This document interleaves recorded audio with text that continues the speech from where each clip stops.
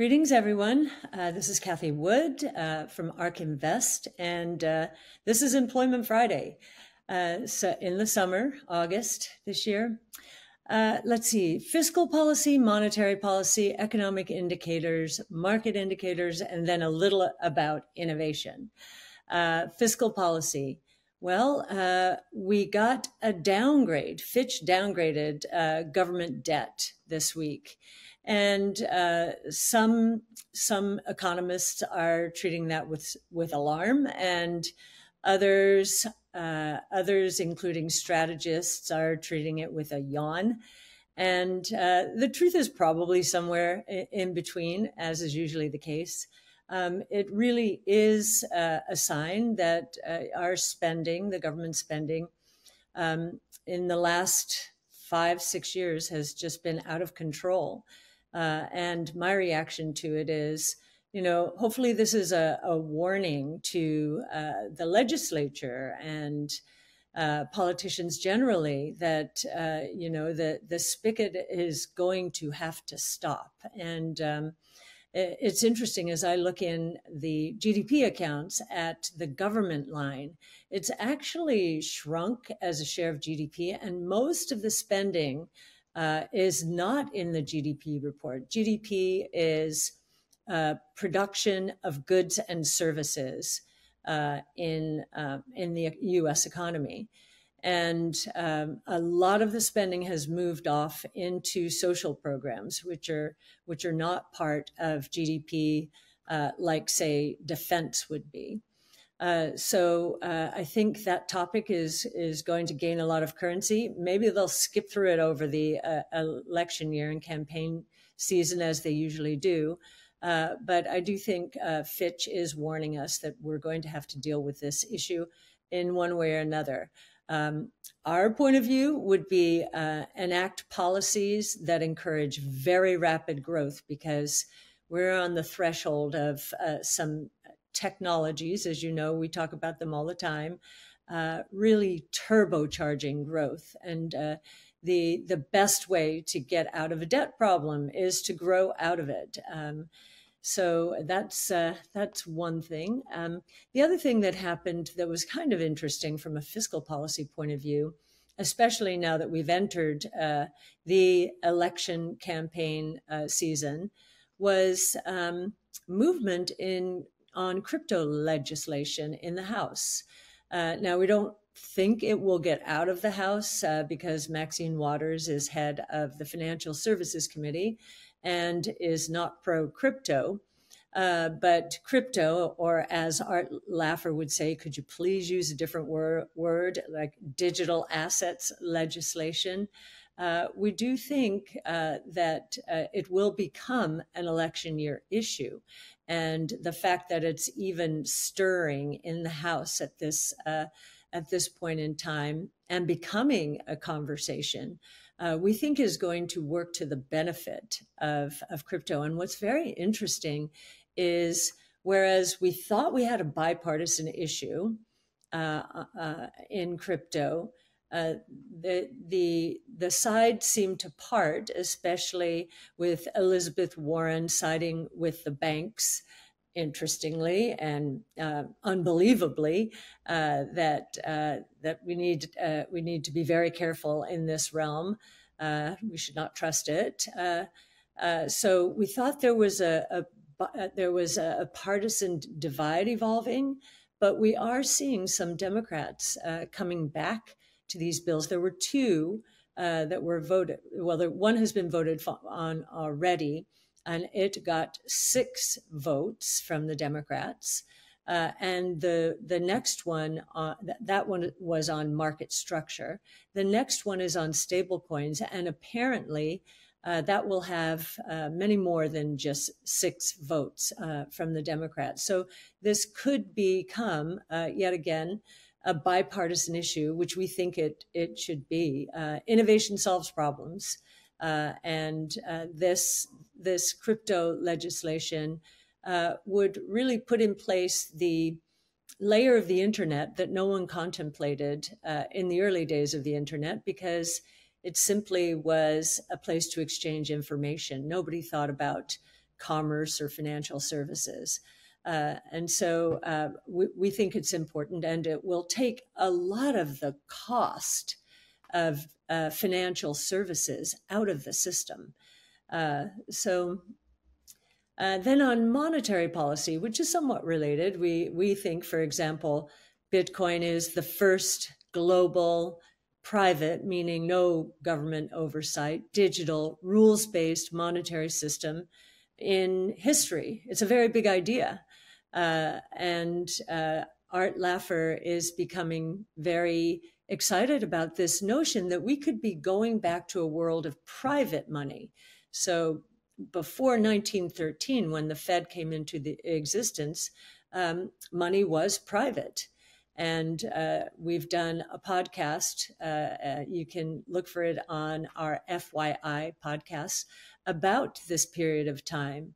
And while I have always thought it was characterized by booms and busts, and it was, what Art says is those booms and busts happened very quickly, 6 week periods of time before they'd clear up.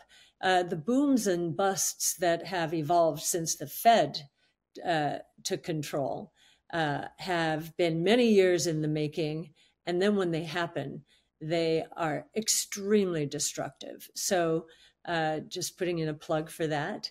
Anyway, on monetary policy this time around, Chairman Powell, in his testimony to Congress, basically used the word restrictive to describe monetary policy, which is a big step, I thought at least. And he wasn't thinking about it in terms of the money supply. And as you know, we've been talking about the money supply falling on a year-over-year basis. And in fact, if you go back into 2021, you'll see that the money supply really hasn't gone anywhere in 2 years. This is extremely unusual and negative year over year, as I've said on all of these calls, since M2 growth turned negative early this year. That we have not seen since the 1930s. And we've also seen a collapse in banks' willingness to lend. They're very worried about the health of the economy, and they're facing even more capital restraints, we've learned in recent days. So monetary policy is restrictive, but Chairman Powell was referring to real rates when he said that. So the Fed funds rate is at roughly 5.5% now. And CPI inflation, that's headline inflation, is 3%. That's 2.5% real rates. And if you look back, you'll see that rate, real rate, 2.5%, was the peak right before 08-09. So that's somewhat concerning. But more concerning to me is that the inflation rate is coming down so rapidly now that what if we're at 5.5% on the Fed funds rate and 0 on inflation by the end of this year, which we believe is a real possibility? That would be a 5.5% real rate. And we haven't seen those since the 80s, when the Fed was all about fighting the return of double-digit inflation. That's not where we are right now. So I think that what's going to happen in the next few months, as inflation continues to come down, is that more and more people will be talking about this real rate, which is really starting to mount. And I think it was healthy to hear Chairman Powell refer to monetary policy as restrictive. So half of the solution is understanding the problem. If he thought monetary policy was still too easy, that would be a big problem. So if you look at M2, you can go back to August of 21 and see the same level. And the other thing that I think more and more people are discussing is what Milton Friedman taught everyone, and that is that monetary policy impacts the economy over and these are variable time periods. I think at times he used 6 months to 18 months. Well, right now we're at about that 18-month period, and we haven't hit a clear-cut recession. We've had rolling recessions, certainly housing and autos, manufacturing, and so forth, but we haven't hit the big one, the recession. And in fact, what's happening, to many people's surprise, is inflation is coming down faster than they have expected. A lot of people were of the view, like Larry Summers, and I think he's still there, that we are closer to a 70s style inflation than most people think. We disagree entirely. And I think many people who follow Larry and others are surprised to see inflation coming down so quickly. And so we're hearing talks of the Goldilocks economy. Goldilocks economy meaning a soft landing in response to monetary policy, and inflation coming down to that 2% area. And then we're on our merry way. But if money and monetary policy, money, interest rates do impact the economy over an 18-month period, well, here we are. If this is the start, what could that mean? Well, it could mean a couple of things. How would we get our soft landing? Well, if prices went down and companies were willing to accept lower margins without firing people. Right now, they're hoarding people, and we can see that from the latest employment report. But if they were willing to accept much lower margins as prices come down, then I think we'd have a soft landing because the unemployment rate would not go up. Now, I don't think that's going to happen. I'm very pleased to see inflation doing what we thought it was going to do, but it only means that monetary policy is that much tighter. And I do think that companies now grappling with margin pressure are going to start making tough decisions about employment, especially if the grips of monetary policy get stronger as real interest rates go up. One of the things that I mentioned in our last call and that we're still noodling over is this divergence between GDP, gross domestic product here in the United States, and GDI, gross domestic income. Now, they should equal each other over time. They're an identity. But they're measured very differently. And in fact, the income measure is much easier to get at because tax documents are the source of a lot of the data.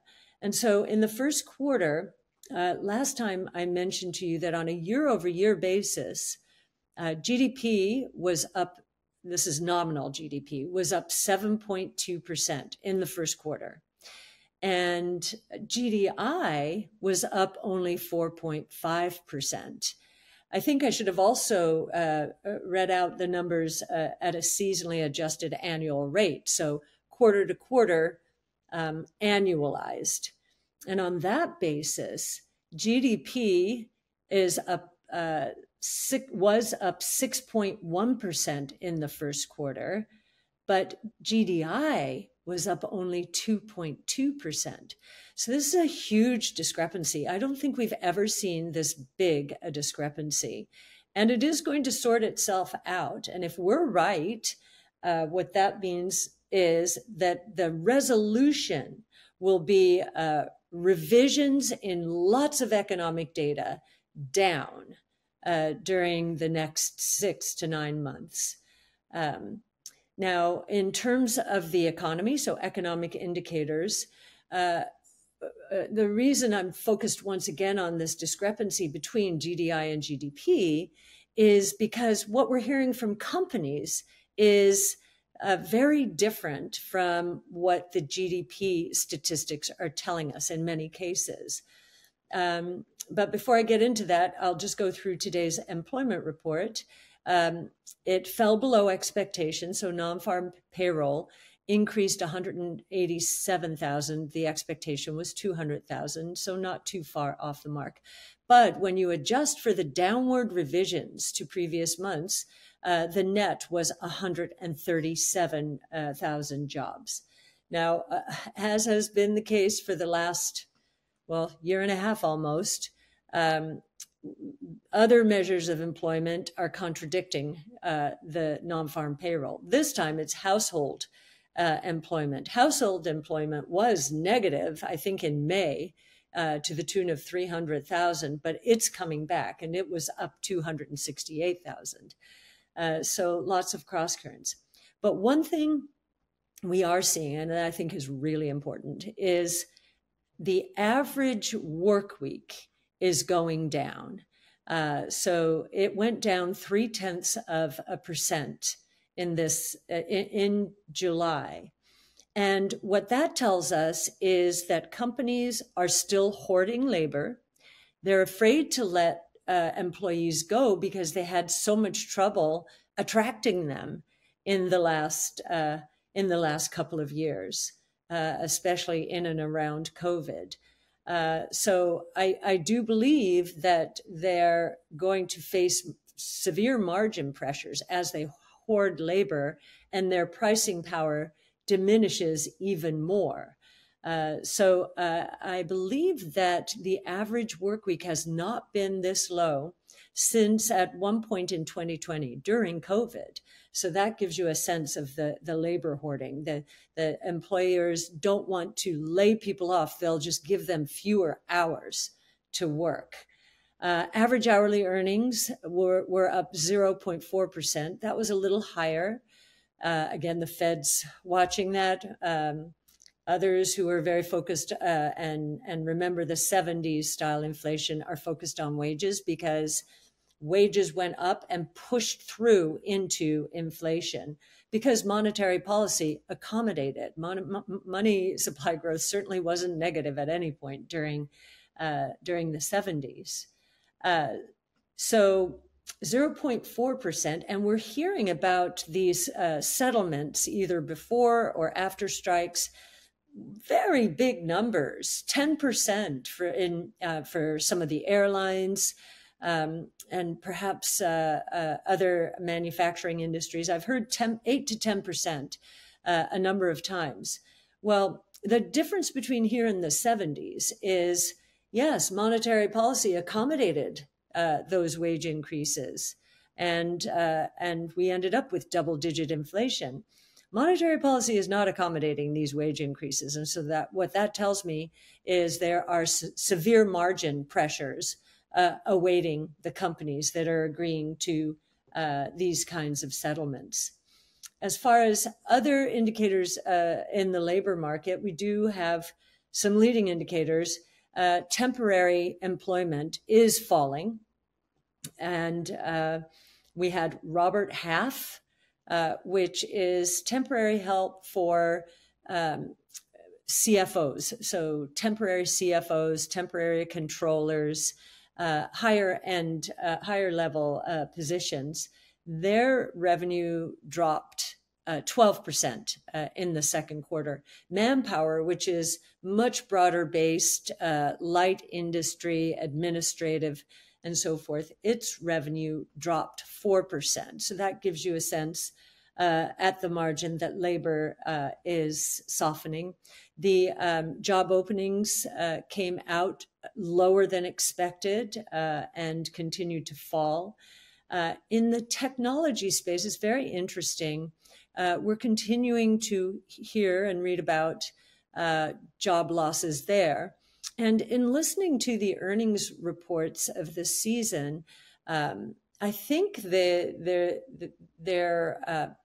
technology companies, especially those in Silicon Valley, seem to have all gotten the same message, which is, you know what? AI is so powerful and is going to introduce so much efficiency and productivity that we should lay people off because we will keep our competitive edge that way. Sure, the advertising market was a reason, a soft online marketing and advertising was a reason last year, but they're continuing to shed jobs as some of those indicators come back in terms of online advertising picking up a bit. And I do think this sentiment is going to cascade through many industries. We think artificial intelligence is applicable to all industries, and bringing in efficiencies and productivity gains. So we think that's also going to become a major source of loosening in the labor market. We will know when that's happening from initial unemployment insurance claims. They have started up, and they had gone up to 250 to 260,000 from roughly 180,000, and now they've backtracked to 225,000. So we don't see this full-blown, hey, we better keep our efficiencies up, especially if we can't rely on pricing anymore, and lay some people off. The GDP report was a nice eye-opener. This is where I think a lot of economists had an aha moment. Real GDP was higher than expected, but it wasn't because of consumption. Consumption was up only 1.6%. Real GDP was up 2.4% because investment was up 5.7%.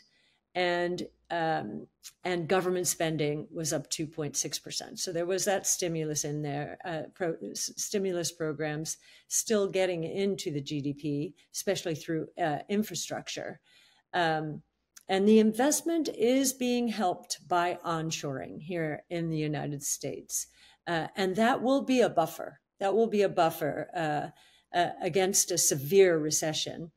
But we do see the consumer slowing down, and inflation was 2.2% at an annual rate. That's the GDP deflator, the broadest base measure in the US, 2.2%. So we're just about where the Fed wants to be on its metrics, but they are lagging indicators.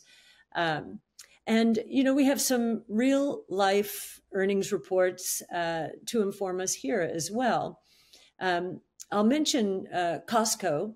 Costco, if we listen to John Lilly, who is one of the contributors at our brainstorm every Friday, and he's the former CEO of Pillsbury, very sensitized to inflation, deflation in the food space, takes lots of trips to Costco to check out the scene, and he believes there's outright deflation taking place. And that you may not see it in terms of the listed price, but in terms of all the discounts and deals that you can get, he says that's quite telltale. ConAgra came out, and just looking through its report, its revenue was up 2.2%, disappointing. The refrigerated and frozen food section was down 1.1% in terms of revenue. And the CEO said, you know, we've watched the consumer grapple with budgets and inflation really hitting budgets. And up until now, they were trading down to store brands or generic brands. But now they're just foregoing and maybe just pulling out of their freezer and waiting for prices to come down. So pulling out of their own inventory that they probably built up during COVID at home. And then we have CSX, or rail. And I look at transportation companies, both trucking and rail, negative revenue growth. So CSX minus 3%. And, you know, it's been very interesting to go through this earnings season and to hear the media say, oh, better than expected, better than expected. What happens during a quarter is companies throw out hints and analysts take down their numbers, and companies lower expectations to such a level that they beat them. And you'll see, oh, 70, 80% of all companies are beating their revenues and earnings. Yes, that's because they've come in so much based on various kinds of guidance.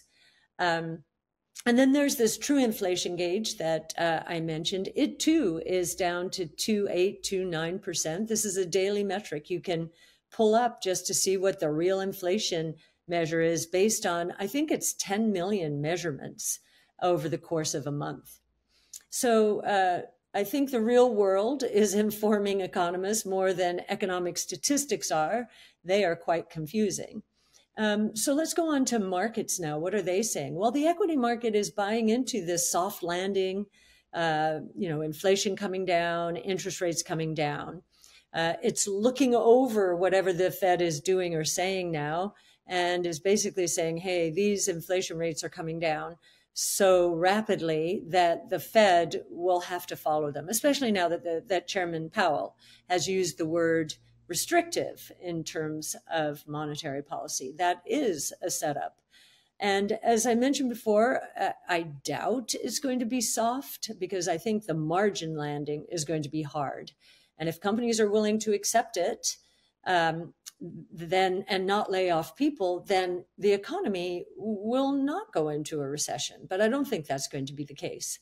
I do think they're going to cut labor because the full impact of monetary policy has yet to be felt. If it's an 18-month lag, up to an 18-month lag, we could be, given that the last rate increase was in the last 10 days, we could be experiencing the impact of tight monetary policy for the next 18 months.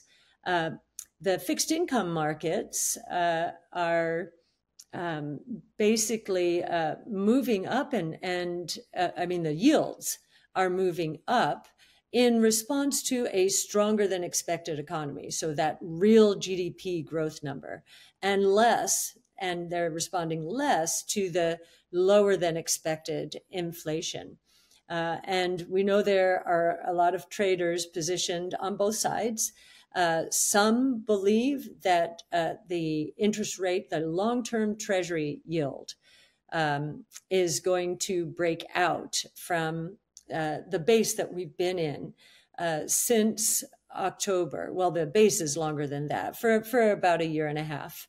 Last October, we peaked at 4.34%. Yesterday, we got into, I think it was 4.13, 4.14.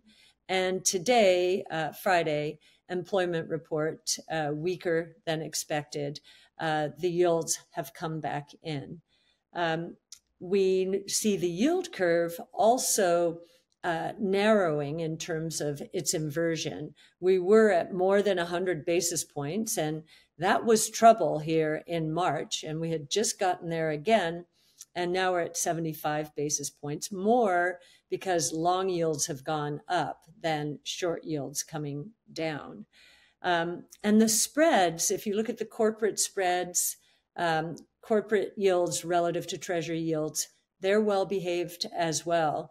They are not saying yet that margin pressures are going to be a problem, but we think they will. So we think those spreads, depending on the industry, will start moving up as the economy weakens. Commodity prices, if you look at the Bloomberg Commodity Price Index, it has gone from 140, that would have been in March of 22 when Russia declared war against Ukraine and oil prices and food prices shot up. So we got up to 140 and are now down to 105. The downturn actually started in 2008 when oil prices peaked. We're down to 2005. But if you look at the base of the last, I'm going to say 40 years, we're still in a range. It's a wide range. But very recently, the trend has been down. And we don't think that trend will be broken. And then finally, Bitcoin, new asset class. After the excitement about BlackRock's ETF filing for Bitcoin in June, which rocketed Bitcoin beyond 30,000, it has come down a bit. It's around 29,000 now. And even more notable is the volatility has come down dramatically. In fact, we haven't seen this low of volatility since 2020, right before it embarked upon a major move. Now, sometimes volatility means that it's going to break down. So when there's very low volatility, you look for signs of, is this going to break out or is it going to break down? Given our on-chain analytics, we're on the bullish side, and we just put out the Bitcoin monthly this week, and you'll see those signals. On balance, they're very positive. So the internals of the market, the on-chain analytics, are telling us that we're probably, if there's going to be a break either way, it will be a breakout to the upside. And as you'll remember, the last highs were 70,000. And this has been a market that has been moving. It's been moving such that we have higher highs and higher lows with each cycle. It's very volatile, of course, as we all know, but higher highs and higher lows means we're in a secular bull market. And if you'd like to understand more of the reasons why, you should tune into the crypto brainstorm that we published with Bitcoin Park in Nashville, Tennessee. We have partnered with them, and we are holding a brainstorm every month, and it will have a different cast of characters in the crypto ecosystem. This past one was fascinating for me to be speaking with Yassine, with individuals who are dedicating their lives to Bitcoin and taking us into that world in a way that I didn't appreciate. So I highly recommend it. And as far as anything else in the world of innovation, very exciting week, actually 10 days. About 10 days ago, there seemed to be a superconductor breakthrough, room temperature superconductor. And our chief futurist, Brett Winton, along with many others, said, this is probably fake. And he gave it a 10% chance about a week ago of being the real deal, a real breakthrough. Today, he and others, I think the betting markets are up to 40%. He and our team are in the 60 to 70% range. And we may not see commercialization of very much for quite a while. So if you're looking for a breakthrough in earnings based on this in the next year or so, no to that. But it might be bringing us much closer than even we thought to quantum computing, which would change everything. And we're doing a lot of research. Actually, our crypto team started doing the research on quantum computing because it's quite relevant to cryptography. And so stay tuned. We'll be talking a lot about that.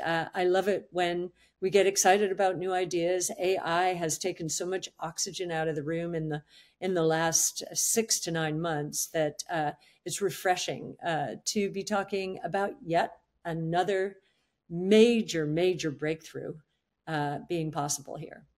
So with that, happy summer. Have a wonderful August, and we'll see you after Labor Day.